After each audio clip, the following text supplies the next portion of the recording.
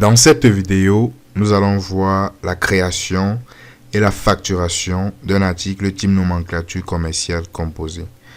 Alors, c'est quoi un article type nomenclature commerciale? C'est simplement un article qui nous permet de facturer plusieurs autres articles à la fois. Nous l'avons vu d'ailleurs avec le cas sur l'article nomenclature liée. Donc, très rapidement, on va se lancer dans la création de l'article en question. Vous avez au niveau des articles nomenclature, l'article ensemble montre et stylo pour deux, qui est un article nomenclature commerciale composée. Donc, la création se fait toujours comme d'habitude. Menu, structure, article, nouveau. Là, il est de la famille montre, tabulation. On met la désignation.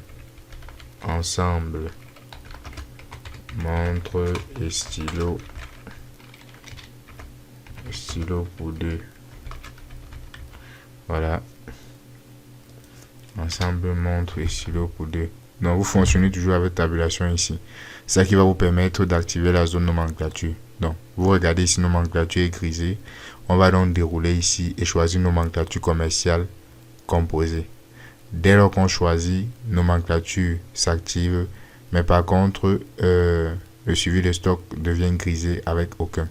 Donc déjà, ce qu'il faut retenir, c'est que les articles nomenclature commerciale ne sont pas suivis en stock.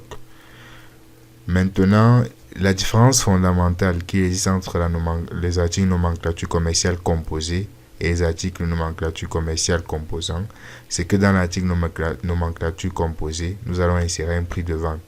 Alors que dans l'article nomenclature composant, ce sera la somme des prix de vente qui seront des articles rattachés à cet article-là qui va permettre de vendre, qui va construire en fait le prix de vente. Donc on va remettre nomenclature commerciale composée. Et on va mettre le prix de vente qu'on a donné ici, qui est 900 000. Tabulation, ça recopie les valeurs là. On va mettre ici un hors taxe. Donc, une fois que c'est fait, je vais aller dans le menu paramètres.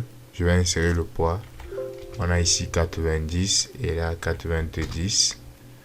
Ok.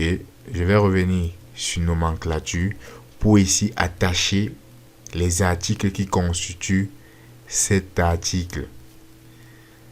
Donc, comment dire, pour éviter la tautologie, pour rattacher les sous-ensembles de l'article ensemble montre et stylo pour deux. Donc, lorsque j'ouvre, j'ai ici ajouter. Donc, on va ajouter dans les articles qui composent ceci. Je clique sur ajouter. Je déroule référence. Nous avons ici les articles stylo plume dorée, Sylvanie. Donc, je décale stylo plume dorée. C'est où? Stylo plume dorée, voilà. Maintenant, les quantités peuvent être variables ou fixes, comme je l'ai expliqué tout à l'heure. Variable, ça veut dire si vous demandez deux articles, ça va venir prendre deux stylos. Si c'est fixe, si vous mettez par exemple deux, si c'est fixe ici, c'est quantité 1. Ici fixe, vous commandez 2, ça va toujours facturer 1.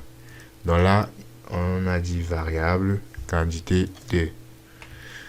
Pour enregistrer et créer un nouveau, on clique sur nouveau. Ça s'enregistre ici.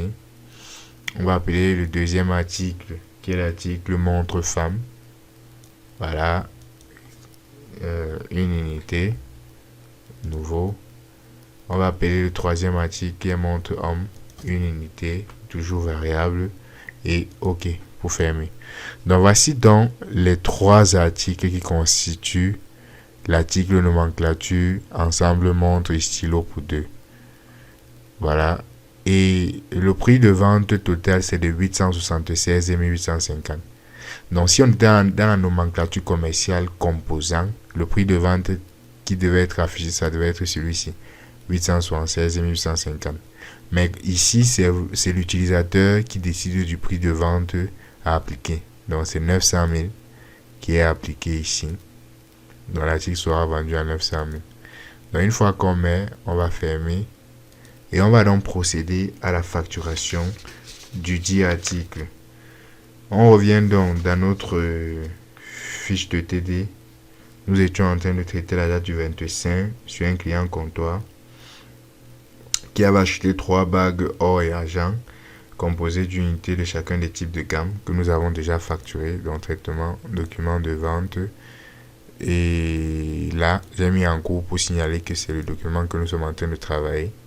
Donc, vous pouvez ici mettre les informations que vous voulez pour vite repérer votre facture. Donc, là maintenant, ce que nous allons faire, on nous dit que 2 unités, le client a également acheté 2 unités ensemble monde et stylo pour 2. Donc, on va mettre ici ensemble monde